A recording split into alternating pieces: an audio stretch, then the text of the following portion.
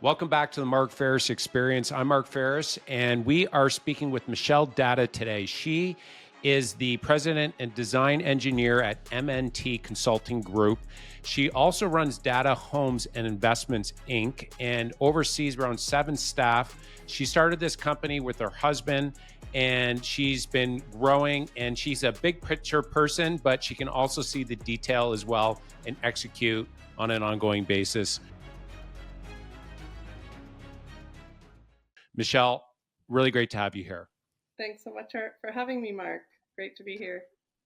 All right. So I'm really looking forward to diving a little bit more as to the investing side and then the building side and the design. So you have your hands on a few things, but it sounds like you've been able to tie it all together and you have a really great staff as well. Can we go back to the origin story and tell us a little bit about the backstory, what got you into your current businesses? Sure. Yeah. I guess going back, I've always liked to figure out how things work, and that sort of led me into my educational path, which I studied environmental engineering at University of Guelph.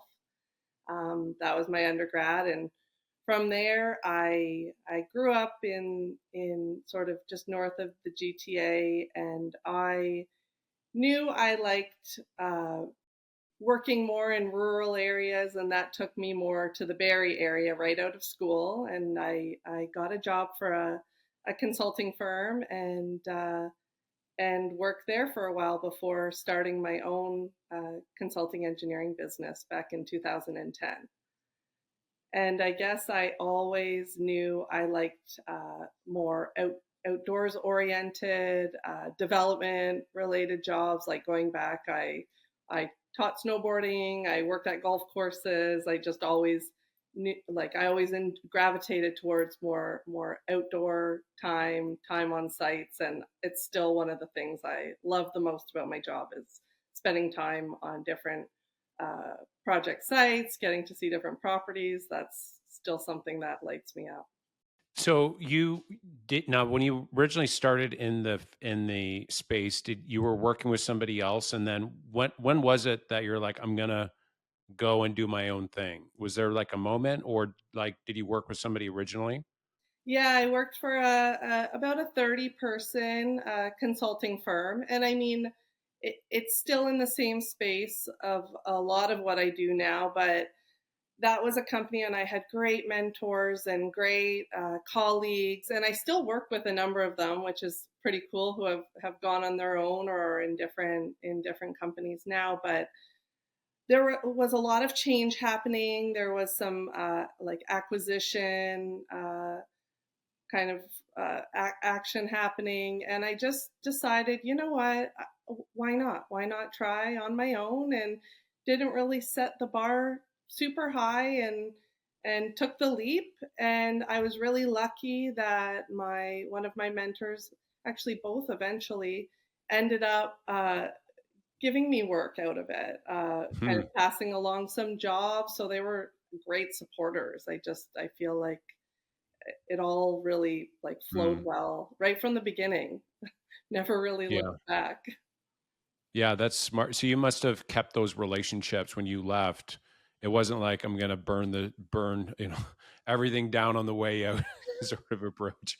It was a matter of you kept those relationships and you ended up getting business from it as well. So those are your original mentors that helped teach you the business, and then they started sending you business. Is that right?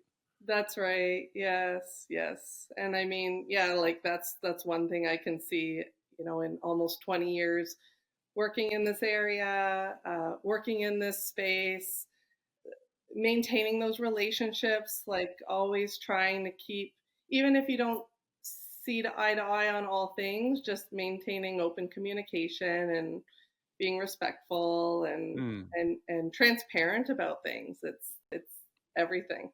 mm. Yeah, that now can you take us through a little bit more of what that would look like? So you walked in one day and said, I'm gonna leave. Did you tell everyone that listen, I'm gonna go do my own thing, or was it I'm gonna transition out? And then how did you like can you take us through the practicality of leaving on good terms and what that looked like for you? Because people hear it's like leave on good terms, but can you give a little bit more substance of what that would actually look like in real life? For sure. Yeah. I mean, so um, celebrated 15 years in business in February, actually, of this year. And looking back at that time, I think I was just really honest about it. Yeah. I was in my 20s, and I said, "Hey, like I'm not super happy with where I see things going right now, just in terms of the business operations." I was honest that in that situation, I was really fortunate with my mentors to have been given a lot of opportunities, and being part of a really big company seemed to be sort of backing out of that a little bit. And so I said, I want to keep on this trend. I really, I love what you've done here with this smaller business, and I think that's where I feel more comfortable. Mm, And so I was, just really brutally honest about it. I yeah. didn't go into it with any expectations that they were going to transition Yeah. any projects that I was on my way, but I was really fortunate to, Mm. for sure. Well, I would imagine they appreciate you just being straight with them. And I think that's the team members that I've seen or through the years that have transitioned where, the relationships after were better were the ones that they came and spoke to me and they said, "Hey, listen, here's the reason and, here's where, I'm looking to do." And they were just like you had said, they're just brutally, straight and honest. And of course, I always like the opportunity to be able to let's see, okay, what are you truly looking for? And, is there a way that, we can create a win-win here? I always love that opportunity, but in some cases, you just don't, you just made a decision, but just doing that ahead of time and having a sit down is really appreciated rather than, you an email and you burn the ships and you take the clients when you're going and that's just it never ends well, I think, for whoever's doing it because it's a relationship. And because like Barrie, for example, just north of Toronto, if you're listening in the US, it's an hour north of Toronto. So it's around 150,000 people, but it's still a very small town. And so what happens is people know people and word spreads pretty quick in a big way, right? And so that says a lot about you, Michelle, and how you were able to do that. And now I know this was many years ago as well. So let's keep moving forward because I'm really curious, how you became successful. So let's go through that first 6 months, that early struggle phase. How did you get business? How did you get through that first? And what did the first 6 months look like for you? Yeah, going back that time, I mean, going into it with really sort of, let's say, safe projections. I feel like I was lucky then to, I was in my 20s. I didn't have, mouths to feed at that time. So I set my goals very realistically. I didn't, get kind of burdened with a lot of overhead. I think those were smart moves at the Mm, time. And just like I think like any entrepreneur, it's a lot of hard work. And I was very fortunate that a lot of work flowed to me relatively easily. Um, yeah, I so how'd you get that? How'd you get that? When you say a lot of hard work, what did that look like? Was that just cold calling? Was that just knocking on door? Like, take us through like what a day in that early struggle looked like in order to generate business. And here's where I'm coming from. There's a lot of business owners that get into business, and it's like there's this disconnect in regards to what they think that being a business owner is and then what the actual business owner day of a successful business owner, what it actually looks like. And especially at the beginning when people don't know, like, or trust you yet because they don't know you, so they didn't get a chance to like or trust you yet. So it's like you got to move pretty quick because in your case you didn't have a lot of expenses, but you still would have had some expenses. You got to live too, right? So there's like the candle is starting to burn, so you better start moving. But for the business owners, that entrepreneurs that are out there are thinking about getting into business, what did that look like from an activity base on a daily basis? Like, how did you get business? Yeah, I think in terms of, I was really fortunate maintaining the relationships that I had built early Okay. on in the first years of my career. Yeah. That definitely got me business. Just focusing on those relationships. I still see things that way. Focusing on the relationships that are positive, that are working. I think that's what gave me a lot of my early business out of the company I actually had left even. How Mm. lucky. And then really just seeking out the projects and talking to people, having conversations and finding people that needed my help, that I had that Mm. skill. And it still is, so like for me, it's still, we're a relatively small business in the space. It's still, we are in a growth phase. I'm constantly figuring out how to grow while staying so relational, so Mm. customer service oriented, because I love that organic marketing, word of mouth. I mean, being out there, just being active and finding people that need your help with what you do. Hmm. I think has always been the way I've sort of been lucky. And as we've grown, of course, more on the commercial side, then things are a little bit different, but still the same kind of principles. Mm. Like how can we help people? What is their need? And bringing value to that situation. For the listeners that are out there, can you give some context as to what like a typical job would look like and who your core client, like who's a typical client that you would service for your design business?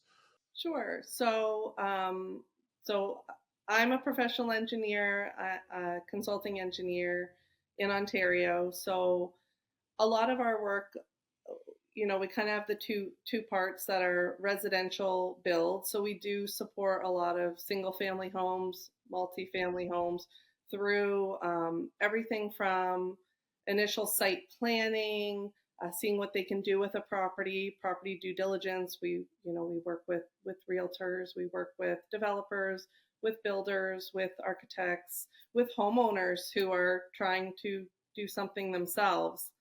Um, and we might do a site plan, drainage design, servicing, on-site septic system, construction project management, review, stormwater management, all sorts of things that go into the, laying the foundation for building oftentimes. Mm. And Hmm. then there is also the more like similar approaches for industrial, commercial, agricultural development projects. And then, all the kind of in between type work, road reconstruction, drainage improvements, those Hmm. sorts of things. So kind of a big net we cast, but very, it keeps things very interesting. That's great. So when you started, so this is 2010, and then you started to grow, and then you made your first hire. So you have about seven people between your two companies that you run right now. And so there's a building side, and then you have the consulting, the engineering side as well. So you do both sides. That very first hire, how did you do that? Why did you do that? And how was that for you? How did you navigate through that very first hire? Because I remember, Michelle, I remember our first hire and we were scared like out of our mind because, for us, we were doing 38 sales and as a real estate agent, and I was so busy. I was helping Joanna's stage. My wife Joanna was doing the marketing, and I was helping her stage, and then I was doing all the broker loading. I was doing all the lead generation, door knocking, cold calling, servicing, selling, buying, and I was like, oh my goodness, I can't squeeze another hour. Like I am just going like crazy. And then the very first hire, we said, okay, we're going to just hire somebody for 30 hours.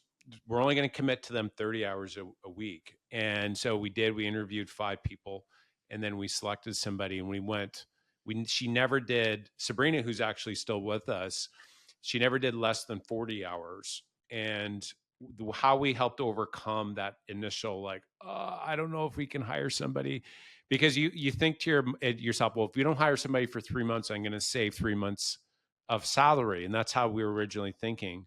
But we got to a point where there was just so much demand, people were calling, and I was like, I just can't take on anymore. And we ended up going from 38 sales to 100 sales with one hire. And so I overcame that, and it got very clear to me that when you hire great people, they're an investment, not a cost. And there was a big shift there, but you got to get the right people. So curious for you, your very first hire, how did you, like, what was it that made you take that step, and how did you overcome that initial resistance to move forward? Yeah, no, absolutely. So I can't help myself but to say, so I know Sabrina since grade one. We went to Oh, wow. elementary Yeah. school together. So Yeah, she she's is a great. great person. Yes, Yeah. known her a very long time. But in terms of the hire, yes, that is something that I can fully admit is a very difficult piece for me. I tend to want to, like, all the things that you said about doing everything yourself. That is so me. And I mean, when my husband came into the business 10 years ago, that was, a huge help, and like, the easier transition.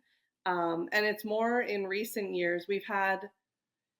So when I started, I did start with, there were three of us, and there were three of us for a long time. So that one, I kind of started out knowing I needed that support. So they've been with me for, two people have been with me for the 15 years. And more recently, we did make a big growth leap by hiring another professional engineer. And that was Mm, where I would say I really like had that struggle to make that yeah. big leap, that big investment as a business to grow. Yeah. And like, I mean, exactly, I haven't looked back. It was my own sort of upper limit problem Mm, barrier, in terms of having a hard time with, that growth piece. But it's freed up so much for the business to grow, and I'm really excited to keep growing more now. that's powerful.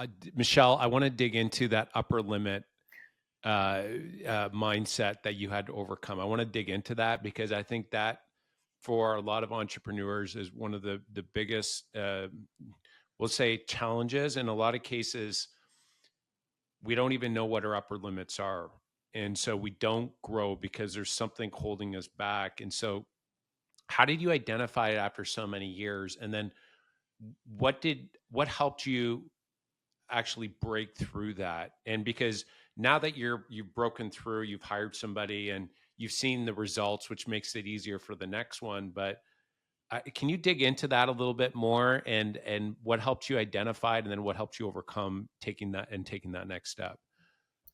Yeah, I think, like, for me, the asking for help, thinking I need to do it all on my own is definitely something that I tend to take on.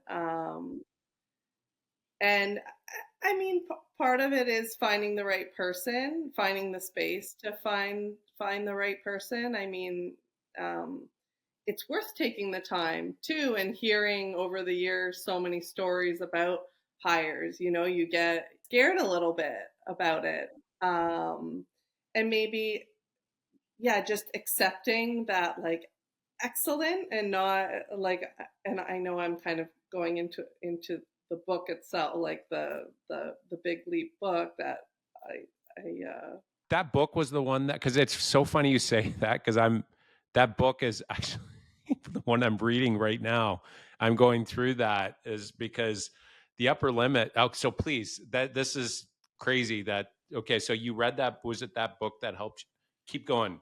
This is that amazing. book, like, I think diving more into my own things helped me break through a lot of things, because it's all self-created, right? And I had been turning away work for years. That is good work, and at my own sort of stuck in my own loop. So yeah, but like understanding myself and what I need to focus on in order to grow and take that next level and be able to operate. If you're reading the book, like more in your zone of genius, what doesn't feel like work, and how can you spend more time doing the things that don't feel like work to you? Like that seems to be the path. Um, that sort of is what was very motivating, what opened things up, and gave me maybe just the courage to take that those steps. Ah, that's so powerful. I'm actually going to read the 4 questions that came up in that book because that zone of genius, I think, is wonderful. So if you're listening to this right now and you're like, what does that mean? I don't know what that means, zone of genius. And it's like, so the zone of, actually, you know what, Michelle, can you, like, in your own words, the zone of genius, what was the biggest takeaway from that book, the zone of genius? Can you maybe elaborate on and say it in your own words what that is, and then how an entrepreneur maybe can tap into that, and how it resonated? Anything that you can elaborate on that would be great. And then I'll go over the 4 questions that he asked to be able to tap into that zone of genius as well. Maybe after you can give some context from what you've read so far. Sure. Yeah. So, I mean, he talks about different zones, and it might be like zone of competence where you can do it. And a lot of us, it's Gay Hendricks is the author, and he speaks about the zone of excellence, which when I read that part, I'm like, oh, like that's me. I'm very good at these things. I can do it, all day long, but it's not necessarily where you are going to feel really satisfied and fulfilled, and like it just is very inspiring and free flowing creative energy that allows you that kind of expansion and growth, and the ability to mentor others and still have energy, right? It's more energy producing than energy draining, which I think we all want to. And I know I seek to spend more time in spaces that, we can call it zone of genius, but it's like where you really feel like you light up, like you time flies by. It's like a hobby for you. So powerful. And this is so good because, that zone of excellence is what it was, right? So it's not quite your zone of genius, so it's right before, so you're really good at it, but it's not your zone of genius. And so the zone of genius, the 4 questions that he asked, and I just pulled it up here, Michelle. So, what do I most love to do? So that's the first question. So, in your, as the entrepreneur, as the say the owner of the company, you start, and there's like a million different hats that you want to do. First, if you're going to read a book, Buy Back Your Time by Dan Martell, and he talks about when you hire people to buy back more of your time. So it's like you write down everything you do, you delegate the bottom 50% of the tasks, and then you delegate to them, and then you have more time, and then you keep topping up. But as you keep going down that path, that's where this book, The Big Leap, is really powerful, because what you do, you can start tapping into, okay, what is the zone of genius? What are the activity level that I do that, as Michelle, that you were saying, is like, time just flies and you get energy from doing these tasks. And so the first question is, what do I most love to do? The second is, what work doesn't seem like work to me? Which is a great question. It doesn't even seem like work. A third is, in my work, what brings the most abundance and satisfaction for the least amount of time spent? And then the fourth is, what's my unique ability? And so if you were to answer those questions, sit with a piece of paper and a pen, and just quiet for 45 minutes and think about that and answer them. A lot of times you'll get, okay, this is what is actually my zone of genius. And if you really look at it, if that lines up with, okay, if I do this really well and I do more of this can make more impact in my business than anything else, and then just hire the rest of it out. It's like, then you tap into this genius level, and the company grows and scales. And so that's kind of like the one part of it, Michelle. Was there anything else I missed there from the zone of genius you wanted to add? No, I think that's great. I love it.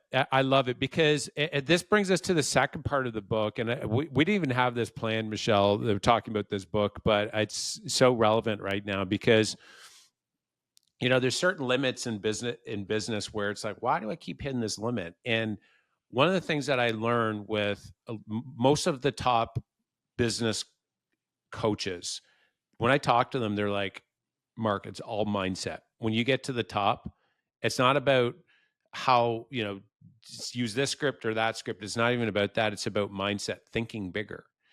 And the best way I could think about this is, okay, I'm going to take a very controversial business and politician. So I'm going to take Donald Trump. Okay. Whether you love him or don't love him. Okay. I'm going to use him for the example here.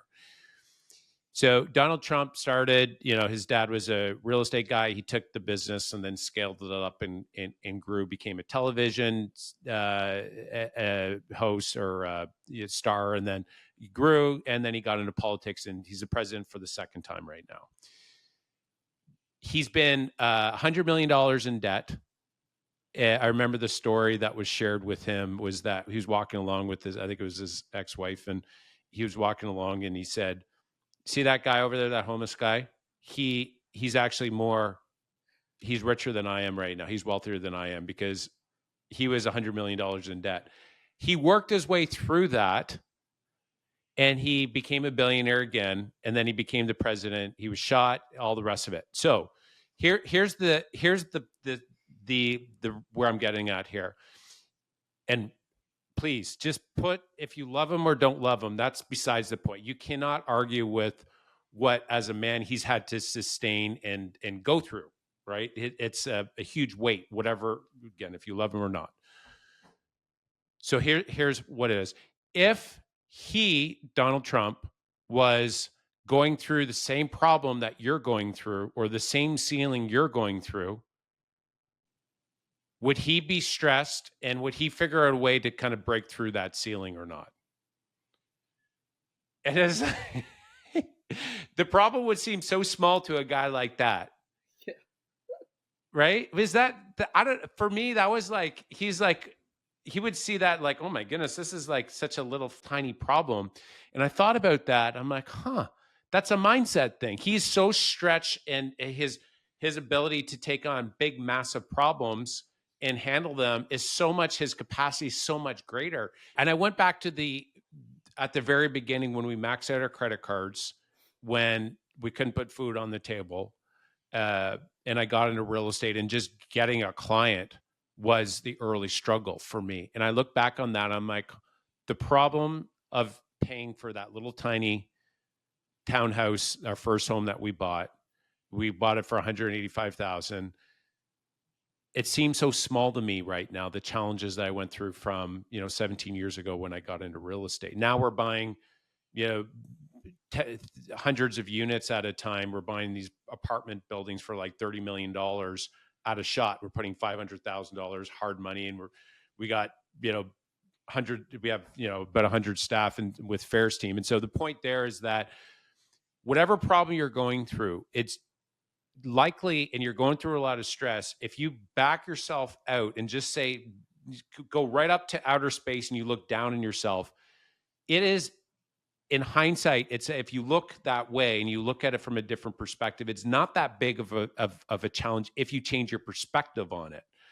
And that's where this book is so relevant, I think, because it helps you really chunk down that the problem that you're going through is probably, if you keep on hitting a ceiling, it's a mindset thing that you need to overcome. And that's kind of like that second big part of the book. What are your thoughts on that, Michelle?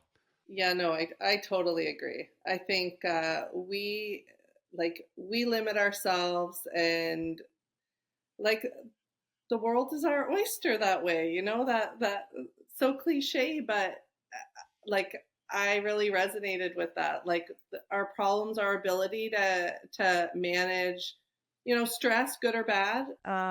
It grows as we grow, and as we, face those upper limit problems, any blockages or barriers we have.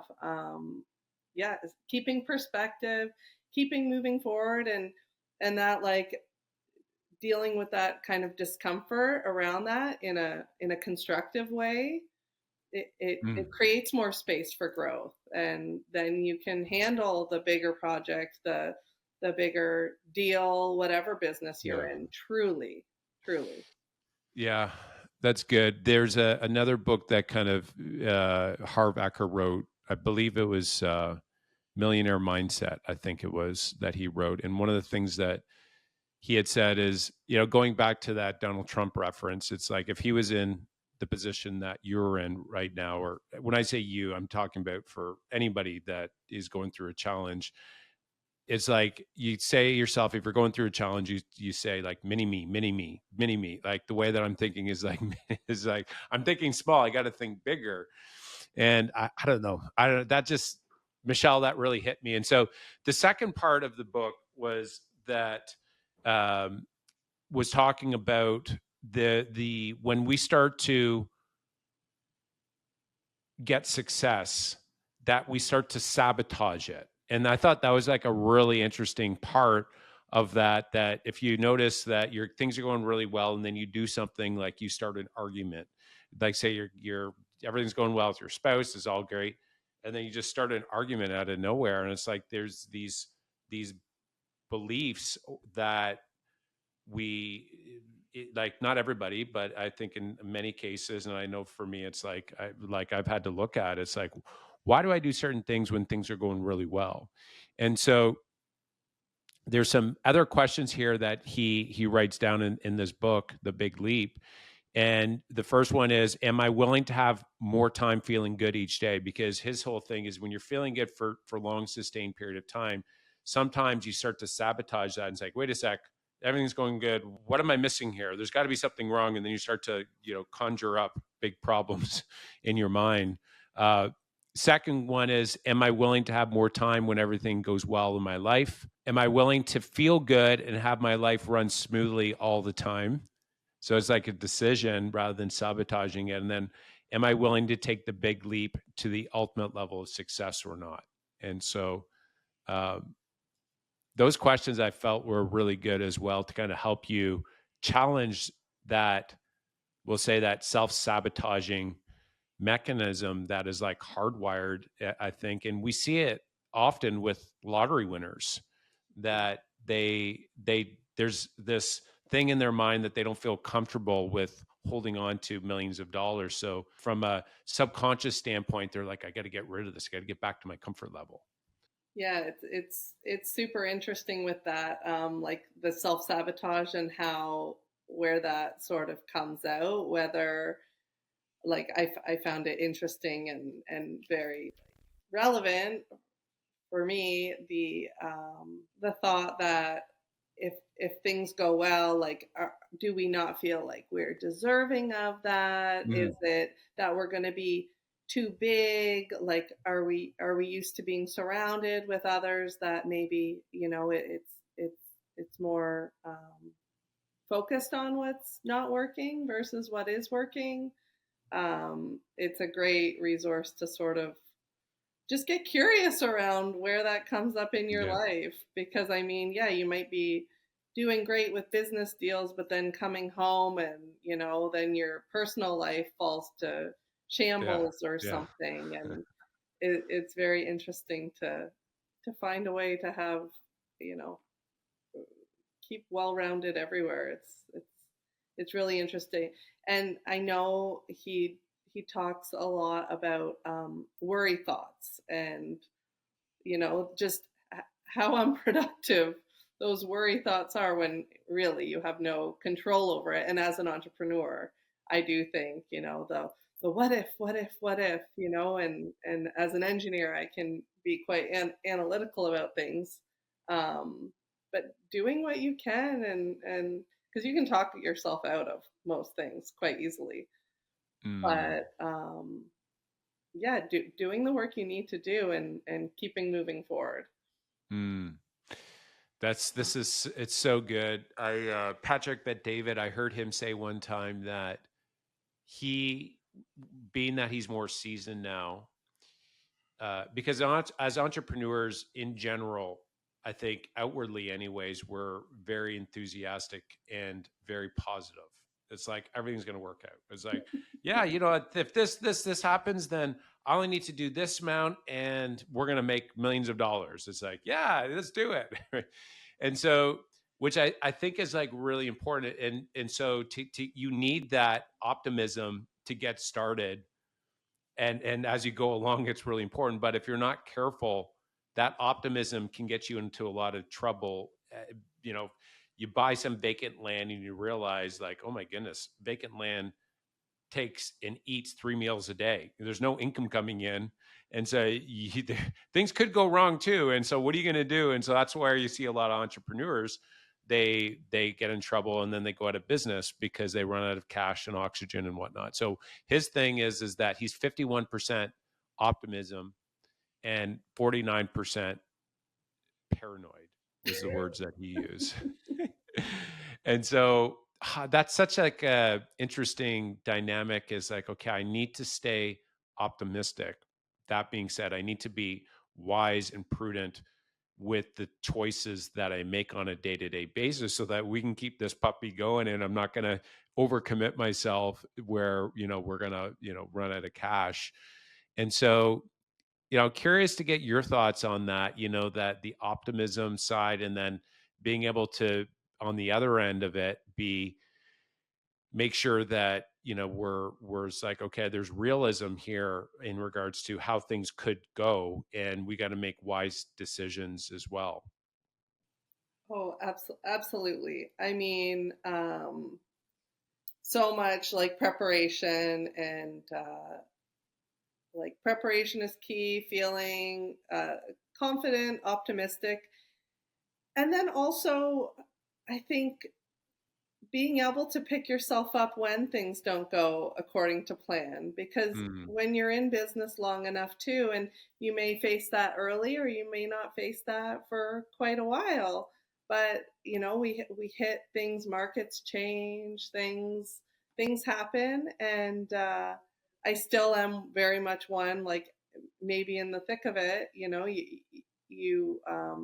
go through some, we all go through tougher times in business, but then looking back at it and seeing, like, finding the growth points out of it, lessons learned, and focusing on, that that happened for a reason, and kind of having faith that way too is big, for me, and for us here. I think that keeps it going long term. I think, and of course, yeah, preparation and doing, like, knowing you've done everything you can. I think all the time.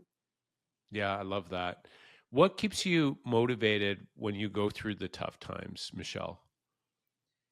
I think it's What just, keeps you going? Like, it's hard some days. You wake up and it's like, oh my goodness, that client just canceled. Oh, I just put a deposit down. Oh, I didn't get those 5 deals. Oh, it's hard. Oh, it's just had an ice storm. Oh, there's a lot of hard there. So, like, what is it for you that's like, I'm just going to keep going back at it? yeah, I think it's the long game approach to it, knowing that those are just some bumps, and what can I do? What is in my power there? Focus on what I can do about the situation. Um, and putting energy there to not pretending it doesn't exist, not burying it, trying to stay ahead of those things and seeing them coming too, right? You learn along the way to see those things and plan for it, and yeah, just really working through stuff, and Hmm. doing what I can to Hmm. to keep a positive outlook. And again, like, if one path you're facing you're kind of hitting a wall again and again, okay, what needs to change there? Like, do we need to pivot a bit? Do we need to redirect this? Is there a more flowing path in another way? Like, in the last few years, certain markets have changed, and being able to pivot and follow where markets are going. So just, you know zooming out, zooming in, and zooming back out, and Yeah, Mm-hmm. That's good. all the things. Michelle, we had a little bit of technical difficulty, you and I, coming into the show here. And so it was interesting because we kind of had a little chuckle because it was like, oh, that was a problem. And, we overcame it. And it was like, we kind of chuckled because it's like, this is just like business. It's like, whack-a-mole. A problem comes up and you like whack it, you fix it, you get a solution, and then you go and you go on. And so it was just so it was so it perfectly set up the conversation for the business conversation, because that's what really business is. It's a game of whack-a-mole, of having problems come up and fixing them. Problems fix. And the bigger the problems, what's interesting is the bigger the problems that come along in business that you can solve and actually solve them, the better you do. So the problems are actually a good thing if you look at it that way. Totally, totally. Have your plan A, your plan B, and C and D, and that's sort of what we did with our technical difficulties. And I think Yeah. that, yeah, a good case Yeah. for business for sure. Yeah. So let's talk a little bit about the investing side, Michelle. So for investors that are out there, uh, it's a very uncertain market out there now. There's a lot of fear in the market. What's your perspective or advice for investors that are out there? Maybe they have some money to invest. What counsel would you give them in today's market? Yeah, I think that kind of cautionary approach. I mean, we, much like yourself, invest in real estate and more development projects, and like sort of to speak to that pivoting point that we were on. Right now, we've chosen to more work for our consulting clients and help them implement and build their projects versus investing our own money in projects that we don't have a high enough level of certainty on. So sort of pivoting on the construction side, where we would normally build for ourselves, that we're building for others, and it's going well, and we enjoy that too. And it's been kind of neat to do more construction for Mm-hmm. our design customers. So Michelle, is so out of all the asset classes out there, is real estate, is that your vehicle of choice? Do you like real estate? Is that, I would you like say real that's your, estate. Yeah, okay. I like Okay. it. That sets up the question, why real estate? Why real estate over, there's millions of different investments out there. Uh, why real estate for you? And, like, what about it is like, okay, this is my vehicle of choice. Why do you choose real estate? Yeah, I think I still always have a draw towards where people live, helping. It's kind of like romantic that you can build for families and build something uh, that's going to create a kind of a happy space for families. So I still really like that. And I mean, how well it's doing business wise is one thing, but I still just like being able to turn something into something more where people can either enjoy or have a business out of. I like that visionary process to come. Like if we're talking about like an ideal situation, it's someone approaches me, they're looking for a piece of property or has an eye on a piece of property or has the piece of property, and working with them through their vision for that property, whether it's Mm, a home or multifamily or a farm or what have you. But I love working with mm, people through that. I just yeah. like, yeah, I think that's, we're on the zone of genius, so I think that's where I Yeah. really, yeah. Well, it's cool because, not only can you get a good return on your investment, but you're making an impact in people's lives. So it's like, it's a double win. And not only that, you can leverage it. There's tax benefits from that. I mean, it's made 90% of millionaires. Like the cases it's too strong. But one of the strongest cases that's not talked a lot about is if you do a really good job at it, you can change lives. And that's one of the things, like for us, we have one of our big goal is 10,000 residents to help. And so Michelle, we on Fair's Capital or other vertical, we buy these apartments down in like Atlanta and Florida and South Carolina. These properties are like cash flowing, but we're buying them at like 150,000 a unit, existing buildings, and we go in, we renovate, and we change the culture in the community. So these residents, B class, so they're paying 1,600 to 2,000 a month. They're getting treated so poorly. Like, the existing property manager, when we buy the building, that's the first thing we do is we change them out to somebody that's friendly. We go in, we do all the maintenance and exterior work and new amenities, and we give first, and then from there we can start raising rents because we've given first, and we can charge based on the value we provide. But what is really interesting is that they start to change the way that they feel about the community, and we can really make an impact in their quality of life in that community. And so that for me is, from an investing standpoint, not only do our investors get, they get to see the results and they get a really great return, but the residents, what I found when we started getting into this and started really changing the communities around, the feedback and the Google reviews and stuff were coming through, I'm like, wow, this is like hitting me. We just found, like, let's set a big hairy audacious goal of 10,000 residents. And so we have, like, the investor big goal, but the residents actually for me was the bigger push. And so I think if you can tie investment with changing lives and get a good return as a natural byproduct of doing a good job there, I think that's one of the most powerful drivers and great investments that are out there. Oh, I love that. That's amazing. Yeah, Yeah. that's absolutely. It can be a win-win. It's not, it can absolutely and should be a win-win that way. I love that. Yeah. I could see that for you building a house. It's like you see the family in there and they're, they had an idea and you made that real and then you see them living. That's like, you can go and touch and feel that, right? That's like a real thing. And so that's a pretty cool business you're in, and then you're investing in that as well. So this is great, Michelle. Really great conversation. You ready for the rapid fire part? I got 3 questions here for you, and then we're going to wrap it up. You ready? Sure. Yeah. Okay. So outside of the Big Leap book that we just talked about, and that's from Gay Hendricks, by the way, great book. You should pick it up.